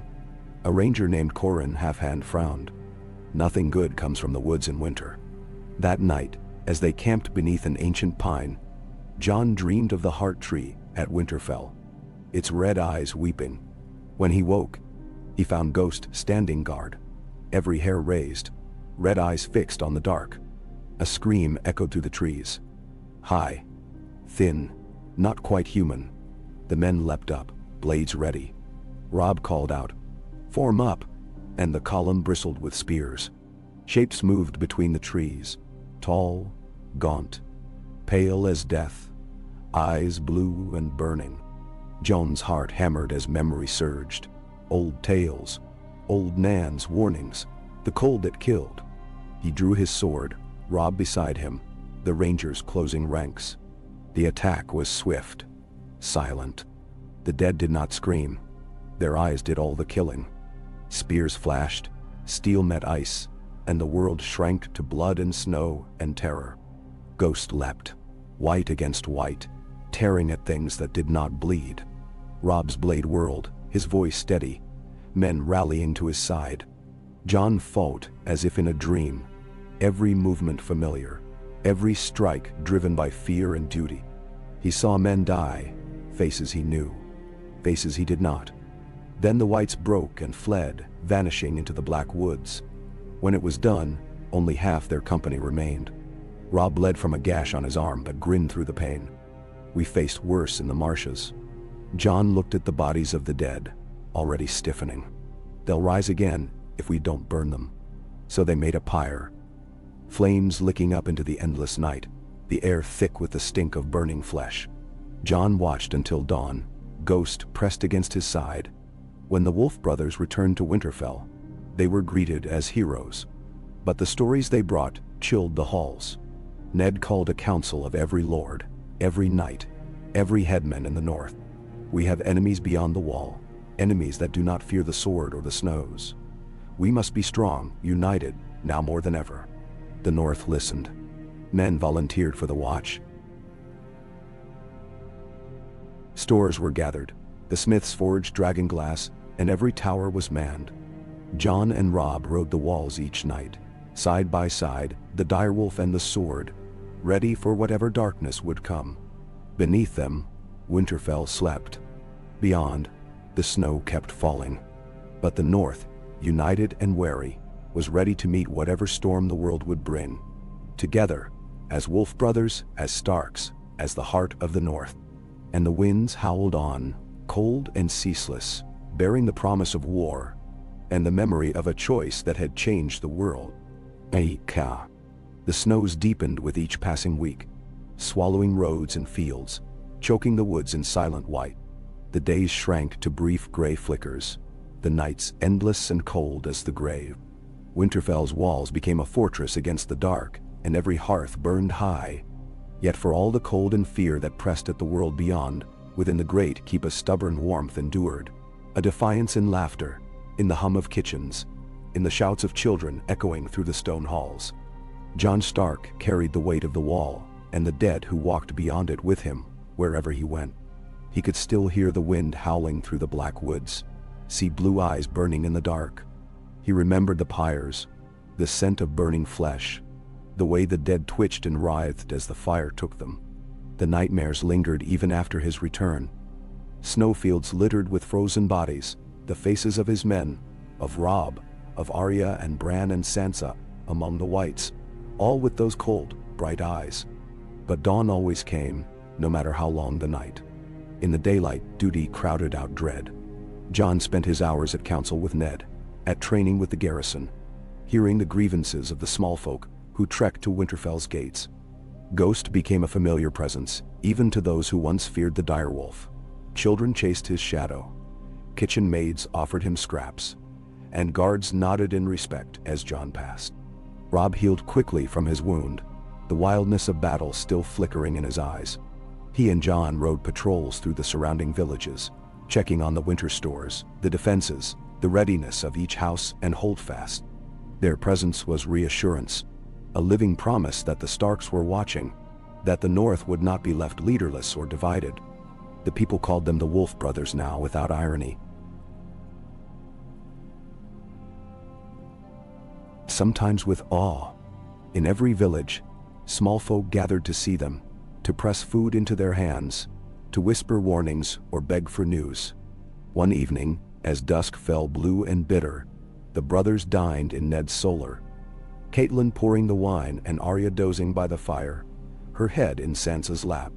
Bran was deep in a book, Rickon snoring softly beside him on a pile of furs. Ned traced a finger over a map of the north, his brow furrowed. "You have seen the threat with your own eyes," he said, "and you have returned when others would have run. The realm does not know what you know, but you must make them listen." Robb pushed his empty cup away. "The lords believe what they want. Even some of our own scoff at tales of dead men walking." Jon shook his head, remembering the fear in Lord Commander Mormont's voice. "We can't afford disbelief." "Not now," Cailin spoke, her tone careful, measured. "If you make this threat the center of your rule, you will make enemies. Men who already whisper against a bastard's claim will say the Wolf brothers seek only to keep their power by inventing dangers. Ned sighed. Let them whisper. We will be ready, whether they listen or not. He looked to Jon. I would have you take command of the training of every able-bodied man and woman in Winterfell, and the villages, spears, bows, axes, whatever they can wield. Robb grinned. If they won't believe your stories, brother, they'll believe your sword. Jon managed a rueful smile. I never thought I'd be teaching old men in Septus to fight. Caitlyn's mouth quirked.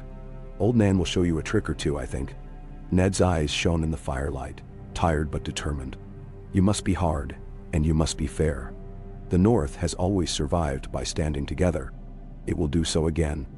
Then Winterfell took on a new rhythm as the snows piled ever higher.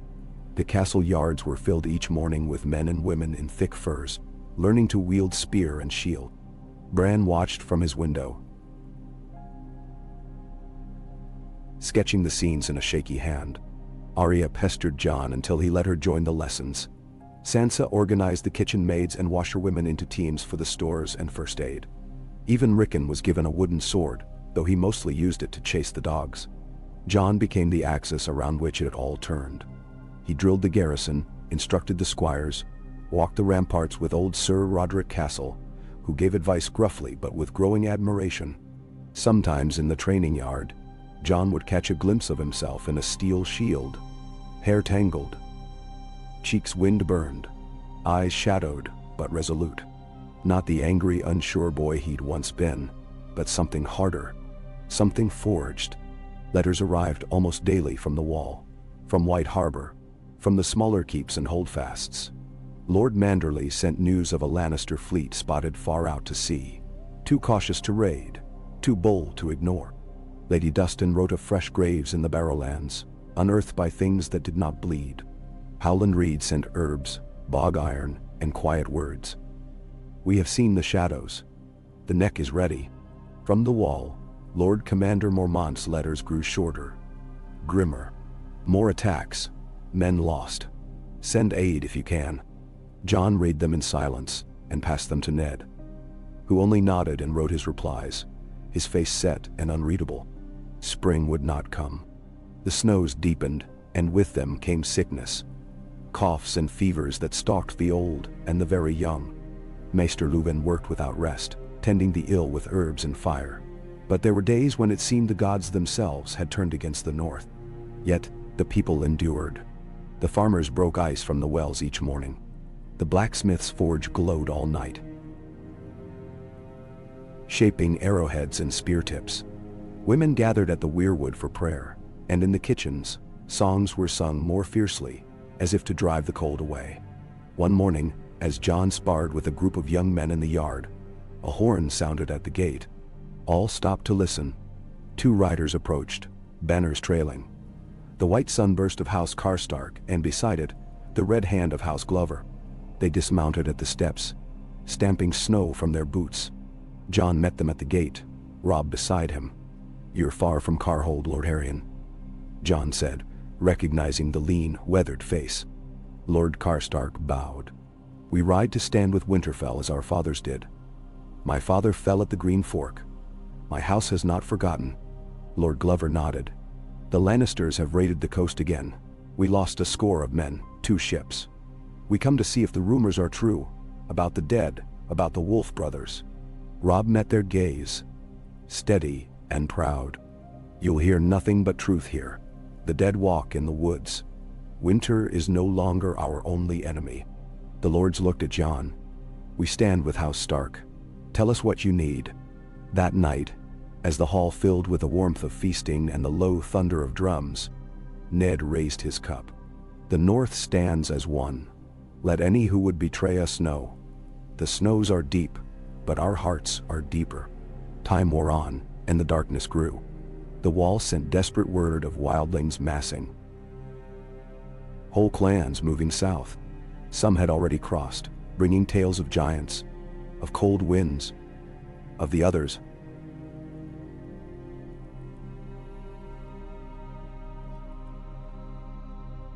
of the others hunting by moonlight. Bran's dreams grew stranger. Haunted by visions of ice and shadow, a three-eyed crow calling him to the old gods. One evening, Arya burst into Jean's chamber, her cheeks red with cold.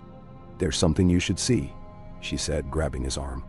She led him up the broken tower to where Bran sat, a spyglass in his hands. "Look," Bran whispered, passing Jon the glass. "Fire on the moors." Jon pressed the glass to his eye. Far to the north, at the edge of the world, he saw it. An orange flicker on the horizon, too far for any simple blaze. He knew in his bones what it meant. The wall was calling for help. Robb was there in moments. "We ride," he said, already strapping on his sword. Ned joined them, his face set. "Take 200.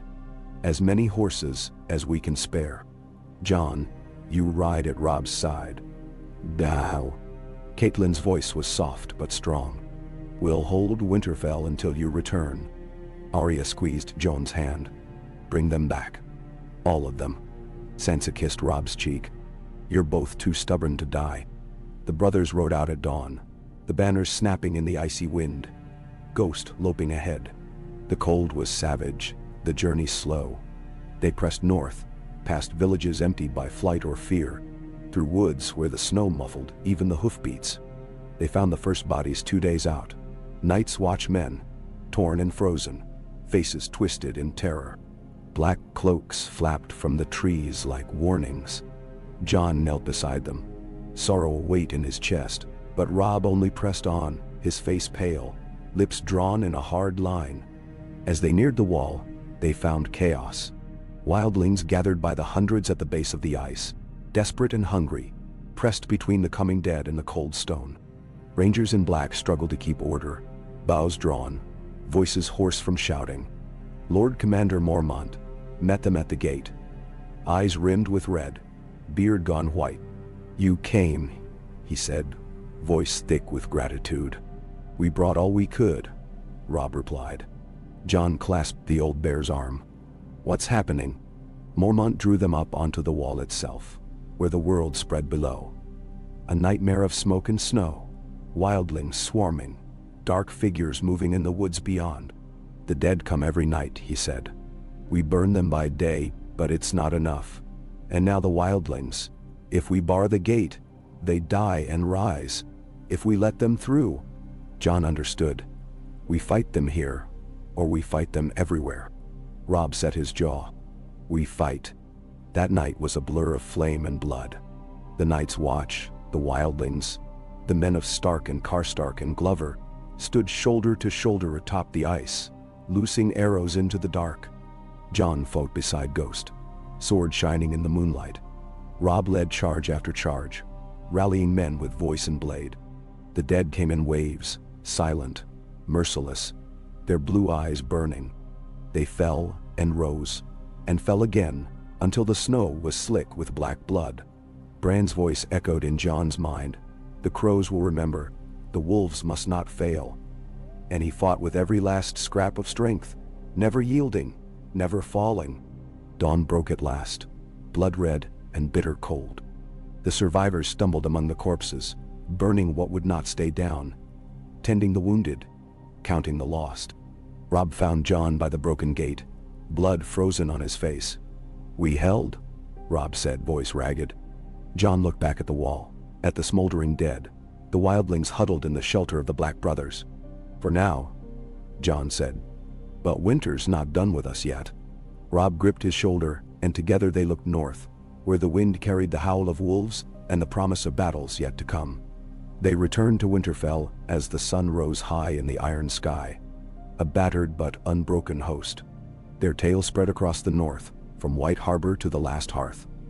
The night the dead came, and the Wolf brothers held the wall. Ned greeted them at the gate, pride and relief mingling in his eyes. The people feasted for 3 days, the halls ringing with songs old and new. Sansa and Arya held their brothers close.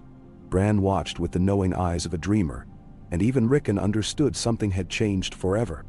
Jon stood in the Godswood that night, Ghost at his side, the heart tree's red eyes watching. Snowflakes drifted down, soft and endless, and he felt for a moment the presence of all who had come before. Lyanna Brandon, Benjen lost beyond the wall. He closed his eyes and swore a silent vow. To hold the line, to stand with his kin, to be worthy of the name he had claimed, and the north that looked to him in hope. The world beyond the walls was changing, darkness rising, and winter yet to break. But within Winterfell's heart, two brothers stood watch, unbowed, a flame in the snow, a promise that whatever came, the north would remember, and the Starks would endure. Cole. The spring the maesters promised never came. By day, the wind rattled like bones through Winterfell's towers. By night, the cold pressed so deep it seemed to gnaw at the stone itself. The snow crept higher against the walls. Each morning, men climbed ladders to clear the drifts from the parapets, and each morning found another child sick, another old woman gone to the gods, another stranger at the gates with hollow eyes and frost-bitten hands. Yet for all the bitterness of that endless winter, a flame endured in the keep, a stubborn, defiant light, burning because it must. Jon Stark felt that fire within himself, bright as pain, relentless as duty. He had ridden to the wall and back, had fought the dead in the shadows beyond the gate, had seen Robb wounded, had watched the faces of his men go pale with terror and resolve. Now at Winterfell, he found himself changed. The doubts that once haunted him had quieted, replaced by the grim knowledge of what must be done. He no longer looked to others for command. He simply acted. The North was watching, and he would not fail it. Robb carried new scars on his arm and cheek, but his spirit burned all the brighter.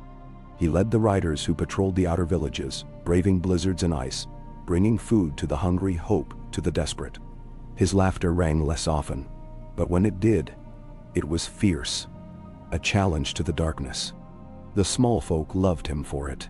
They came to Winterfell with their complaints and their grief, and always found Robb Stark listening, sometimes with his wolf Grey Wind at his side, sometimes with Jon, the two brothers standing together. There were new banners on the ramparts now.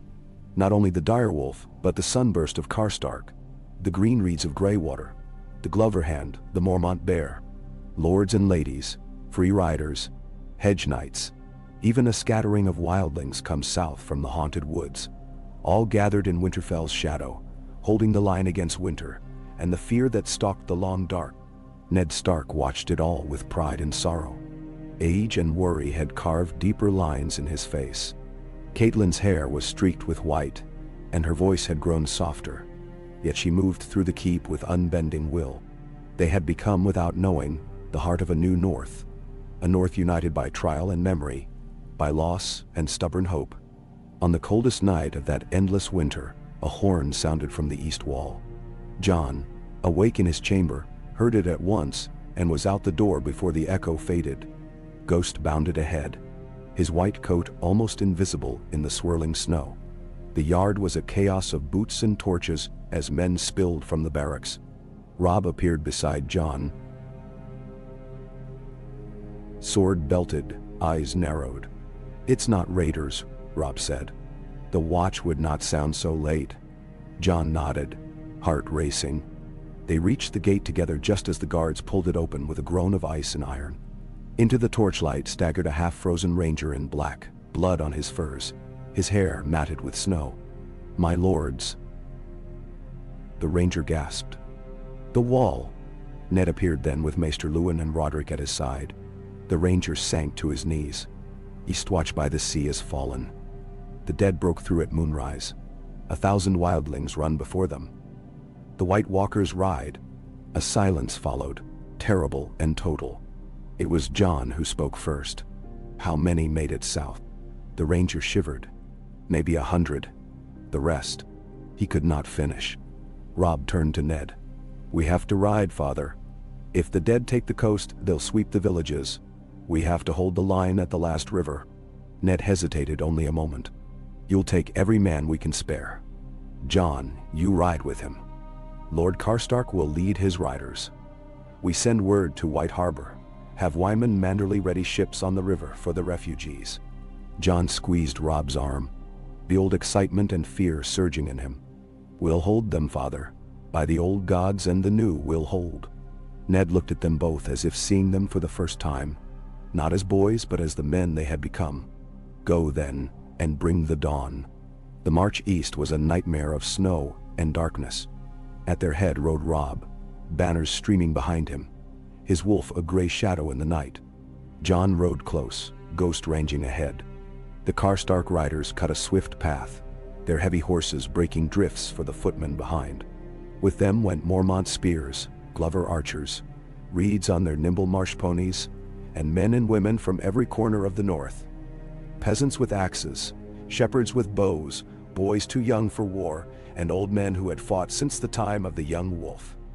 They reached the last river by morning, the sky above them iron gray, the snow knee-deep, smoke already curled in the east, a village burning. They found the wildlings there, ragged and terrified, holding the river ford with whatever weapons they had. John rode forward, his face uncovered, his sword raised in peace. A woman in a patched cloak, black hair wild as a horse's mane, shouted at him, "You're Starks, aren't you? I heard you fight the dead." John nodded. "We fight them, and we'll fight for you, if you'll fight with us." The wildlings hesitated. A tall man with a beard like a blizzard spat in the snow. "If you betray us..." Rob cut him off. "We're all the living now. Stay or go. But if you stay, you fight as free men. No chains, no vows. Only blades and blood." The wildlings joined them, grim and silent. And that night, as the torches burned along the riverbank, John sat with Rob in the lee of a broken wall. "Did you ever think it would come to this?" Rob asked, voice low. "The dead at our door, wildlings in our camp, lords and peasants standing together?" John looked at the flames. "I only ever wanted to belong. Now I wish I could go home just once and not fear the dark." Rob clapped his shoulder. "When we win, we'll feast for a year. Sansa will write psalms. Arya will beat us all at swords. Bran will rule the world from his tower. And Rickon will be too wild to ever grow up. Mendamani." John smiled, but the smile faded quickly. The night was cold, and the wind carried a sound, far off but coming nearer. The shuddering shriek of a horn. The wildling woman came running. "They're here. The dead are here." The battle of the last river would be spoken of for 100 years, in songs and nightmares alike. The dead came in silence, white as ice, blue-eyed, the white walkers gliding behind them, cloaked in darkness and frost. They fell on the camp in the black before dawn, clawing up from the frozen river, bursting from the trees. The wildlings screamed, the Northmen stood firm, and for a moment all the world was the clash of steel and the roar of wolves. John fought at Rob's side, ghost and gray wind tearing at the dead. Every blow felt useless. The whites rose again, frost clinging to their wounds. It was fire that turned the tide. Torches, burning arrows, a line of flames kindled along the river's edge. Wildling witches hurled burning pitch. Mormont men swung flails of fire, and the white walkers shrieked as they melted into mist. But the dead pressed on, relentless. The line wavered, then held. At dawn, Rob led a final charge, and John saw the sword Dawn flash in his brother's hands, pale as hope. Together they cut down a white walker, the ice shattering, blue light bleeding out into the snow. The whites faltered then, some collapsing, some fleeing, and the Northmen pressed the advantage, burning the bodies before they could rise. When the sun finally broke the horizon, what remained of the living stood victorious but battered. The river was choked with corpses. The survivors wept or cheered, some simply sank to their knees. Rob found John in the chaos, pulling him close in a fierce embrace.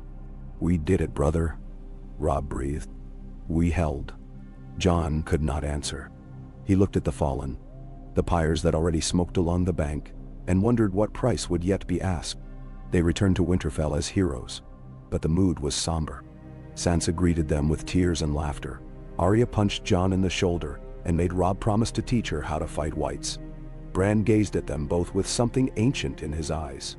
Ned and Catelyn held their sons for a long time, saying nothing, only holding tight. Feasts followed, but not for joy. The dead were buried, names read aloud in the godswood. Jon spoke for each man had lost, for every wildling who died with a blade in hand, for the Watch brothers whose black cloaks now rested in the snow. As the days passed, the north braced for more attacks. Ravens flew daily, some bringing word of more dead marching from the haunted forest, some begging for aid from the riverlands, some full of wild rumors that the queen in the south had finally moved against her enemies, that the Ironborn had sacked the arbor, that dragons had been seen in the east, wings black against the sun. Jon met these tidings with a calm he would not have recognized a year before. With Robb at his side, he took counsel with Ned and the assembled lords, laying plans for the days ahead. Every village was fortified. Every smith worked night and day. The youngest boys drilled with bow and spear. The women learned to fight or to heal. One night, as snow sifted through the broken towers, Jon found himself walking alone in the godswood. The heart tree's red eyes glistened in the torchlight. He knelt in the snow, ghost silent beside him. "I am yours," he whispered to the old gods, to his father's gods, to whatever watched from the deep woods. "Let me have the strength to do what must be done. Let the north stand. Let the light endure." The wind answered only with silence. Then, on a morning bitter as knives, a new message arrived. The raven came from the south, King's Landing, its seal the lion, and the rose entwined. Ned broke the wax with trembling hands, reading aloud to the assembled lords in the great hall. By order of the Queen Regent Cersei Lannister and the Lord Protector Mace Tyrell, all banners are called to King's Landing. The North is commanded to send its heir, Jon Stark, to answer for the defiance of Winterfell. The South will have its due, or know the cost of rebellion. Or know the cost of rebellion. The lords bristled, voices rising. Some called for war, some for caution. Ned's eyes went to Jon, then to Robb. "It is a summons we cannot ignore. If we do not answer, they will march." Robb's voice was iron. "Let them come. They will find the North ready." Jon was silent for a long time. At last he said, "Send me, Father. I will go south. The realm must see the North is not a threat. If I do not return, Robb will lead. If the South demands a Stark, let them look me in the eyes before they judge us." The hall erupted, Caitlin crying out, Arya shouting, "No!" Ned's face was grave as death. "You will not go alone." So it was decided. Jon, with a handful of trusted men, Roderick Castle, Maester Luwin, the wildling woman Val, and Arya in a squire's garb, for she would not be left behind, would ride south, bearing the banners of the wolf and the promise of peace, or the threat of northern wrath. They left at dawn, the walls of Winterfell shrinking behind them, Robb and Ned watching from the gate. The snow fell, muffling all sound, but the fires on the ramparts burned, and the howling of wolves echoed behind them. As they rode into the storm, Jon looked back only once to see Ghost atop the gate, eyes bright as blood, and knew that whatever awaited in the south, treachery, trial, war, or peace, the heart of the North would endure. For the Starks were not broken, not now, not ever. The cold would pass, the night would end, and somewhere beyond the snows, a spring would come again.